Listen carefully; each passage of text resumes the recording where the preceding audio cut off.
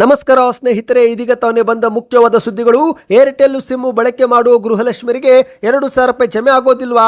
ಈ ಬಗ್ಗೆ ಮುಖ್ಯಮಂತ್ರಿ ಡಿ.ಕೆ. ಶಿವಕುಮಾರ್ ಅವರು ಸಭೆಯಲ್ಲಿ ಒಂದು ಶಾಕಿಂಗ್ ಹೇಳಿಕೆ ಕೊಟ್ಟಿದ್ದಾರೆ. ವಿಡಿಯೋನ ನೀವು ಸ್ವಲ್ಪನೂ ಸ್ಕಿಪ್ ಮಾಡಬೇಡಿ. ಗೃಹಲಕ್ಷ್ಮಿ ಮತ್ತು ಗೃಹಜ್ಯೋತಿ ಯೋಜನೆಗೆ ಹೊಸ ನಿಯಮ. ಫಲಾನುಭವಿಗಳು 10 ದಾಖಲೆಗಳನ್ನು ಸಲ್ಲಿಕೆ ಮಾಡಬೇಕಾಗುತ್ತೆ. ಮನೆ ಬಾಗಿಲಿಗೆ ಅಧಿಕಾರಿಗಳು ಬರಲಿದ್ದಾರೆ. ಏನಿದು ಸುದ್ದಿ ನೋಡೋಣ ಸ್ನೇಹಿತರೆ. ಮತ್ತೊಂದೆಡೆಯಲ್ಲಿ ಬಸ್ ಪ್ರಯಾಣಿಕರಿಗೆ ಟಿಕೆಟ್ ದರ ಏರಿಕೆ ಬಿಸಿ ಮುಟ್ಟಿಸಲು ಮುಂದಾದ ಸರ್ಕಾರ. ಮಾಧ್ಯಮಗಳ ಮುಂದೆ ಡಿ.ಕೆ. ಶಿವಕುಮಾರ್ ಅವರು ಡೀಸೆಲ್ ಬೆಲೆ ಏರಿಕೆಯಿಂದಾಗಿ ಅನಿವಾರ್ಯವಾಗಿ ಟಿಕೆಟ್ ದರವು ಕೂಡ ಏರಿಕೆ ಮಾಡಬೇಕಾಗಿದೆ ಎಂದಿದ್ದಾರೆ. ಇದೇ ಮಧ್ಯೆ ಗೃಹಲಕ್ಷ್ಮಿ ಯೋಜನೆ ಫಲಾನುಭವಿಗಳಿಗೆ ಎಚ್.ಎಂ. ರೇವಣ್ಣ ಅವರು ಗುಡ್ ನ್ಯೂಸ್ ಕೊಟ್ಟಿದ್ದು, ಪರಿಷ್ಕರಣೆ ಆಗುವವರೆಗೂ 2,000 ರೂಪಾಯಿ ಜಮೆ ಆಗೋದಿಲ್ವಾ? ಮರು ಅರ್ಜಿ ಸಲ್ಲಿಕೆ ಮಾಡುವಾಗ ಯಾವೆಲ್ಲ ದಾಖಲೆಗಳು ಕೊಡಬೇಕಾಗುತ್ತೆ? ಅರ್ಜಿ ಸಲ್ಲಿಕೆ ಯಾವಾಗ ಶುರು ಆಗುತ್ತೆ? ಈ ಎಲ್ಲ ಪ್ರಶ್ನೆಗಳಿಗೆ ಎಚ್.ಎಂ. ರೇವಣ್ಣ ಅವರು ಉತ್ತರ ಕೊಟ್ಟಿದ್ದಾರೆ. ಅದು ಕೂಡ ನೋಡೋಣ. ಇದೇ ಮಧ್ಯೆ ಗೃಹಲಕ್ಷ್ಮಿ ಯೋಜನೆಯ ಮರುನೋಂದಣಿ ವಿಚಾರ ಕುರಿತಂತೆ ಮಹಿಳಾ ಮತ್ತು ಮಕ್ಕಳ ಅಭಿವೃದ್ಧಿ ಇಲಾಖೆಯು ಕೂಡ ಒಂದು ಸ್ಪಷ್ಟನೆ ಕೊಟ್ಟಿದೆ ಸ್ನೇಹಿತರೆ. ವಿಡಿಯೋನ ನೀವು ಸ್ವಲ್ಪನೂ ಸ್ಕಿಪ್ ಮಾಡಬೇಡಿ. 72,000 ಕೋಟಿ ರೂಪಾಯಿ ಹಣ ಇದುವರೆಗೆ ಗೃಹಲಕ್ಷ್ಮಿಯರ ಬ್ಯಾಂಕ್ ಖಾತೆಗೆ ಜಮೆ ಮಾಡಲಾಗಿದೆ ಎಂದು ಸರ್ಕಾರ ಒಂದು ವರದಿ ಬಿಡುಗಡೆ ಮಾಡಿದ್ದು, ಮತ್ತೊಂದಡಿಯಲ್ಲಿ ಅನ್ನಭಾಗ್ಯ ಯೋಜನೆ ಫಲಾನುಭವಿಗಳಿಗೂ ಕೂಡ ಶಾಕಿಂಗ್ ಸುದ್ದಿ. ಹೊಸ ನಿಯಮ ಜಾರಿಗೆ ಬರ್ತಿದೆ. ಬಿಪಿಎಲ್ ಕಾರ್ಡು ಶೀಘ್ರವೇ ರದ್ದು ಮಾಡಲಿದ್ದಾರೆ. ಯಾರೆಲ್ಲರ ಕಾರ್ಡು ರದ್ದಾಗುತ್ತೆ ಎಂಬ ಆಹಾರ ಸಚಿವ ಕೆ.ಎಚ್. ಮುನಿಯಪ್ಪನವರ ಹೇಳಿಕೆ. ಈ ಎಲ್ಲ ಸುದ್ದಿ ನೋಡೋಕ್ಕಿಂತ ಮೊದಲು ನೀವು ನಮ್ಮ ಚಾನಲ್ಗೆ ಮೊದಲು ಬಾರಿ ಭೇಟಿ ಕೊಡ್ತಾ ಇದ್ರೆ ದಯವಿಟ್ಟು ಸಬ್ಸ್ಕ್ರೈಬ್ ಆಗಿ, ಪಕ್ಕದಲ್ಲಿ ಕಾಣಿಸೋ ಗಂಟೆ ಕೂಡ ಒತ್ತಿದ್ರೆ ಕರ್ನಾಟಕ ರಾಜ್ಯದ ಮುಖ್ಯವಾದ ಸುದ್ದಿಗಳು ನಿಮಗೆ ಸಿಗುತ್ತವೆ. ವಿಡಿಯೋಗೆ ಲೈಕ್ ಮಾಡ್ತಾ ವಿಡಿಯೋನ ಪೂರ್ತಿಯಾಗಿ ನೋಡಿ. ಬನ್ನಿ ಸ್ನೇಹಿತರೆ, ಎಲ್ಲ ಮಾಹಿತಿಗಳನ್ನು ಡೀಟೇಲ್ ಆಗಿ ನೋಡೋಣ. ನೀವು ಕೂಡ ಗೃಹಲಕ್ಷ್ಮಿ ಯೋಜನೆ ಫಲಾನುಭವಿಗಳಾಗಿದ್ದರೆ ಈಗಲೇ ವಿಡಿಯೋಗೆ ಲೈಕ್ ಮಾಡಿ ಮತ್ತು ನಿಮ್ಮ ಒಂದು ಮೊಬೈಲ್ನಲ್ಲಿ ಯಾವ ಕಂಪನಿಯ ಸಿಮ್ ಇದೆ ಕಮೆಂಟ್ ಮಾಡಿ. ಯಾಕಂದ್ರೆ ಏರ್ಟೆಲ್ ಸಿಮ್ ಬಳಕೆ ಮಾಡುವ ಗೃಹಲಕ್ಷ್ಮಿಯರಿಗೆ ಒಂದು ಶಾಕಿಂಗ್ ಸುದ್ದಿ. ಹೌದು ಗೆಳೆಯರೆ, ಗೃಹಲಕ್ಷ್ಮಿ ಯೋಜನೆ ಫಲಾನುಭವಿಗಳು ಏರ್ಟೆಲ್ UPI ಬ್ಯಾಂಕ್ ಖಾತೆ ಹೊಂದಿದ್ರೆ ಇನ್ನು ಮುಂದೆ 2,000 ರೂಪಾಯಿ ಜಮೆ ಆಗೋದಿಲ್ಲ. ಹೌದು, ಈಗಾಗಲೇ ಸಾಮಾಜಿಕ ಜಾಲತಾಣದಲ್ಲಿ ಏರ್ಟೆಲ್ ಸಿಮ್ ಇದ್ದ ಮಹಿಳೆಯರಿಗೆ 2,000 ರೂಪಾಯಿ ಜಮೆ ಆಗೋದಿಲ್ಲ ಎನ್ನುವ ಒಂದು ಪೋಸ್ಟು ಭಾರಿ ವೈರಲ್ ಆಗುತ್ತಿದ್ದು, ಆದರೆ ಸ್ನೇಹಿತರೆ, ಏರ್ಟೆಲ್ ಸಿಮ್ ಬಳಸುವ ಗೃಹಲಕ್ಷ್ಮಿಯರಿಗೆ ಯಾವುದೇ ಸಮಸ್ಯೆ ಇಲ್ಲ. ಬದಲಾಗಿ ಏರ್ಟೆಲ್ UPI ಬ್ಯಾಂಕ್ ಖಾತೆ ಬಳಸುವ ಗೃಹಲಕ್ಷ್ಮಿ ಯೋಜನೆ ಹಣ ಇನ್ನು ಮುಂದೆ ಬಂದಾಗುತ್ತೆ. ಯಾಕಂದ್ರೆ ಸ್ನೇಹಿತರೆ, ಏರ್ಟೆಲ್ UPI ಬ್ಯಾಂಕ್ ಖಾತೆಯಲ್ಲಿ ಖಾತೆ ತೆರೆದು ಗೃಹಲಕ್ಷ್ಮಿ ಯೋಜನೆ ಹಣವನ್ನು ಪಡೆದುಕೊಂಡು ದುರುಪಯೋಗ ಮಾಡಿಕೊಳ್ಳಲಾಗುತ್ತಿದ್ದು, ಇದನ್ನು ತಡೆಗಟ್ಟಲೆಂದೇ ಮುಖ್ಯಮಂತ್ರಿ ಡಿ.ಕೆ. ಶಿವಕುಮಾರ್ ಅವರು ಸಭೆಯಲ್ಲಿ ಅಧಿಕಾರಿಗಳಿಗೆ ಸೂಚನೆ ಕೊಟ್ಟಿದ್ದಾರೆ. ಕರ್ನಾಟಕದ ಮತದಾರರಿಗೆ ಮಾತ್ರ ನಮ್ಮ ಯೋಜನೆ ಫಲ ದೊರಕಬೇಕಾಗಿದ್ದು, ಹಾಗಾಗಿ ಕರ್ನಾಟಕದ ಬ್ಯಾಂಕ್ ಖಾತೆಗಳಿಗೆ ಮಾತ್ರ ಇನ್ನು ಮುಂದೆ ಹಣ ಜಮಾ ಆಗಬೇಕು.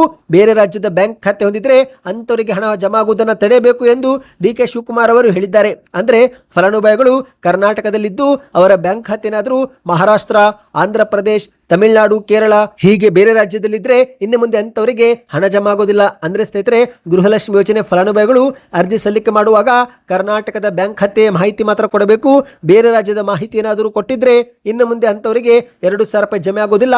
ಅದೇ ರೀತಿ ಏರ್ಟೆಲ್ ಪೇಮೆಂಟ್ಸ್ ಬ್ಯಾಂಕ್ ಅಂದ್ರೆ ಏರ್ಟೆಲ್ನ ಒಂದು ಬ್ಯಾಂಕ್ ಖಾತೆ ಹೊಂದಿದ್ರೆ ಅಂತವರಿಗೂ ಕೂಡ ಇನ್ನು ಮುಂದೆ 2,000 ರೂಪಾಯಿ ಜಮೆ ಆಗೋದಿಲ್ಲ. ಹೌದು, ಏರ್ಟೆಲ್ ತನ್ನ ಗ್ರಾಹಕರ ಒಂದು ದಿನನಿತ್ಯದ ವಹಿವಾಟುಗಳಿಗೆ 2ನೇ ಬ್ಯಾಂಕ್ ಖಾತೆ ಓಪನ್ ಮಾಡಿಕೊಡುತ್ತೆ.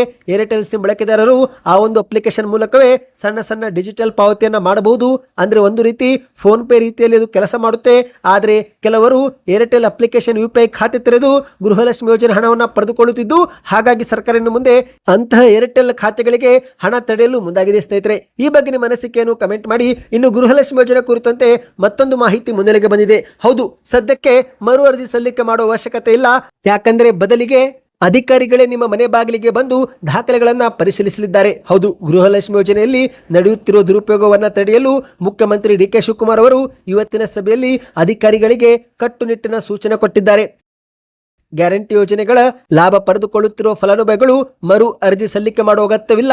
ಆದರೆ ಅಧಿಕಾರಿಗಳೇ ನೇರವಾಗಿ ಮನೆ ಬಾಗಿಲಿಗೆ ಭೇಟಿ ಕೊಟ್ಟು ದಾಖಲೆ ಪರಿಶೀಲಿಸಲಿದ್ದಾರೆ. ಹಾಗಾದ್ರೆ ಯಾವೆಲ್ಲ ದಾಖಲೆಗಳು ಬೇಕಾಗುತ್ತೆ? ಮೊದಲಿಗೆ ಸ್ನೇಹಿತರೆ, ಮನೆಯ ಯಜಮಾನಿ ಮತ್ತು ಆಕೆಯ ಪತಿ ಹೆಸರಿನ ದಾಖಲೆಗಳು ಕೇಳಲಾಗುತ್ತೆ.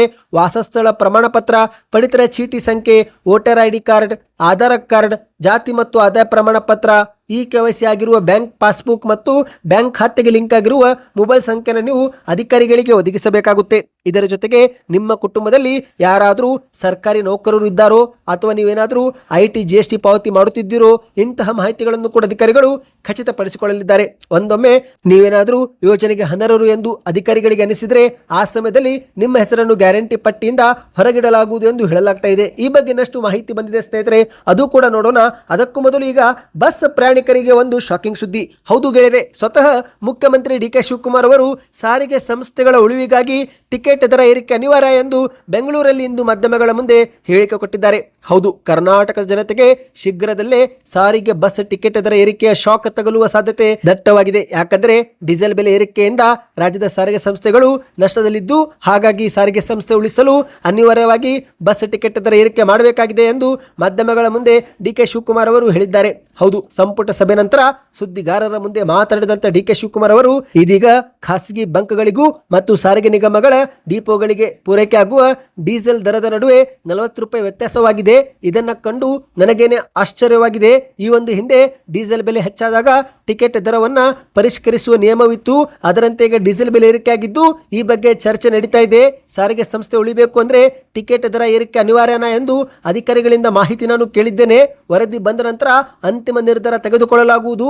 ಬಸ್ ಟಿಕೆಟ್ ದರ ಏರಿಕೆ ಮಾಡುವಾಗ ಸಾರ್ವಜನಿಕರಿಗೆ ತೀವ್ರ ತೊಂದರೆ ಆಗದಂತೆಯೂ ಕೂಡ ಎಚ್ಚರಿಕೆ ವಹಿಸುತ್ತೇವೆ. ಸಂಸ್ಥೆಯ ಉಳಿವು ಮತ್ತು ಜನರ ಅನುಕೂಲ ಎರಡೂ ಕೂಡ ನೋಡಿಕೊಂಡೇ ಟಿಕೆಟ್ ದರ ಏರಿಕೆ ಅಂತಿಮ ತೀರ್ಮಾನ ತೆಗೆದುಕೊಳ್ಳಲಾಗುವುದು ಎಂದು ಡಿಕೆ ಶಿವಕುಮಾರ್ ಅವರು ಹೇಳಿದ್ದಾರೆ. ರಾಜ್ಯದ ಹಿತದೃಷ್ಟಿಯಿಂದ ಮತ್ತು ಸಾರಿಗೆ ಇಲಾಖೆಯ ಹಿತದೃಷ್ಟಿಯಿಂದ ಈ ನಿರ್ಧಾರ ತೆಗೆದುಕೊಳ್ಳಬೇಕಾಗಿದೆ ಎಂದು ಡಿಕೆ ಶಿವಕುಮಾರ್ ಅವರು ಬೆಲೆ ಏರಿಕೆ ಬಗ್ಗೆ ಸುಳಿವು ಕೊಟ್ಟಿದ್ದಾರೆ.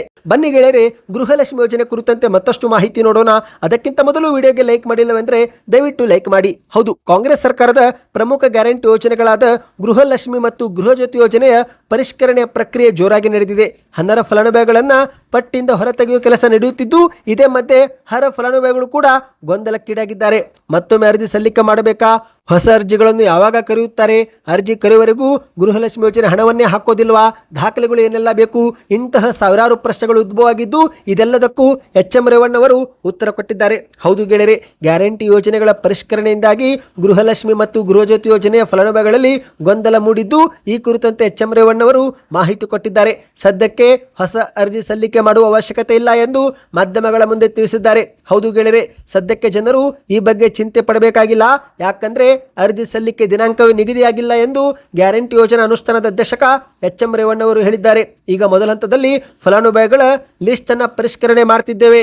ಫಲಾನುಭವಿಗಳ ಪಟ್ಟಿ ಸಿದ್ಧವಾಗುವವರೆಗೂ ಹೊಸದಾಗಿ ಅರ್ಜಿ ನಾವು ಕರೆಯೋದಿಲ್ಲ ಎಂದು ಮಾಧ್ಯಮಗಳ ಮುಂದೆ ಹೇಳಿಕೆಯನ್ನು ಕೊಟ್ಟಿದ್ದಾರೆ. ಅಷ್ಟು ಮಾತ್ರವಲ್ಲ, ಮಾಧ್ಯಮದವರು ಗೃಹಲಕ್ಷ್ಮಿ ಯೋಜನೆ ಪರಿಷ್ಕರಣೆ ಮಾಡುವವರೆಗೂ ಹಣವನ್ನು ಹಾಕೋದಿಲ್ವಾ ಎಂದು ಕೇಳಿದಾಗ ಅದಕ್ಕೆ ಉತ್ತರಿಸಿದಂತೆ ಎಂ ರೇವಣ್ಣವರು ಹಾಗೇನೂ ಇಲ್ಲ, ಸದ್ಯಕ್ಕೆ ಹಿಂದಿನಂತೆಯೇ ಯೋಜನೆಗಳು ಮುಂದುವರಿಯುತ್ತಿವೆ.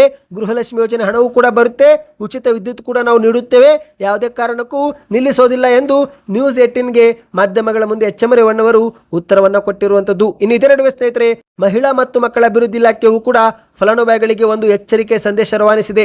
ಹೌದು, ಇತ್ತೀಚೆಗೆ ಸಾಮಾಜಿಕ ಜಾಲತಾಣದಲ್ಲಿ ಗೃಹಲಕ್ಷ್ಮಿ ಸಂಬಂಧಿಸಿದಂತೆ ಮರು ಅರ್ಜಿ ಅಥವಾ ಮರು ನೋಂದಣಿ ಕುರಿತಂತೆ ಸಾಕಷ್ಟು ಸುದ್ದಿಗಳು ಹರಿದಾಡುತ್ತಿದ್ದು, ಇದ್ಯಾವುದಕ್ಕೂ ಕೂಡ ಕಿವಿ ಕೊಡಬೇಕಾಗಿಲ್ಲ.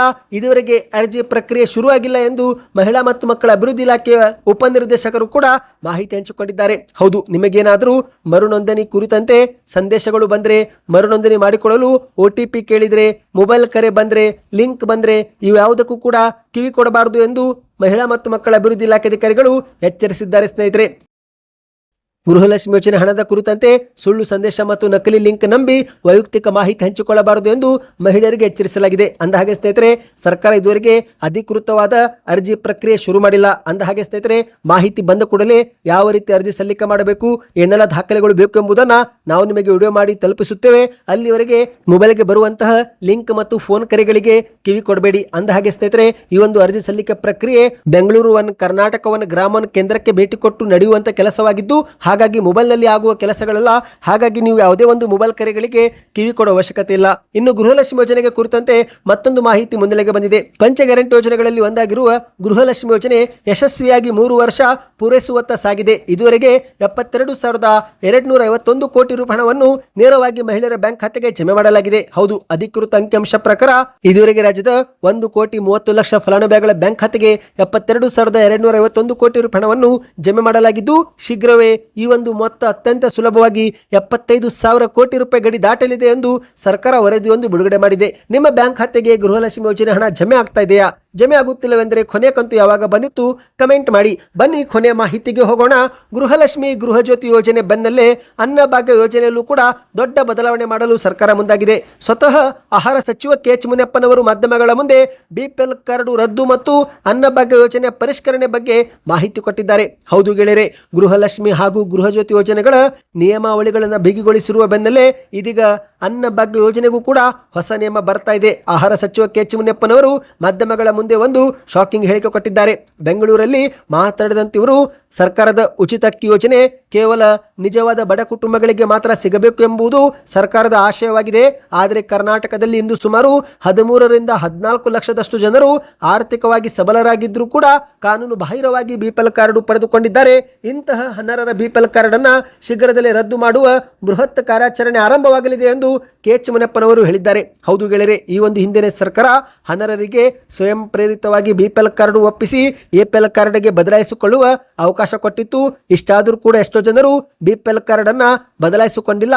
ಹಾಗಾಗಿನೇ ಈಗ ಆಹಾರ ಇಲಾಖೆ ಅನರ್ಹರ ಸಂಪೂರ್ಣ ಮಾಹಿತಿಯುಳ್ಳ ವರದಿಯೊಂದು ಸಿದ್ಧಪಡಿಸ್ತಾ ಇದೆ.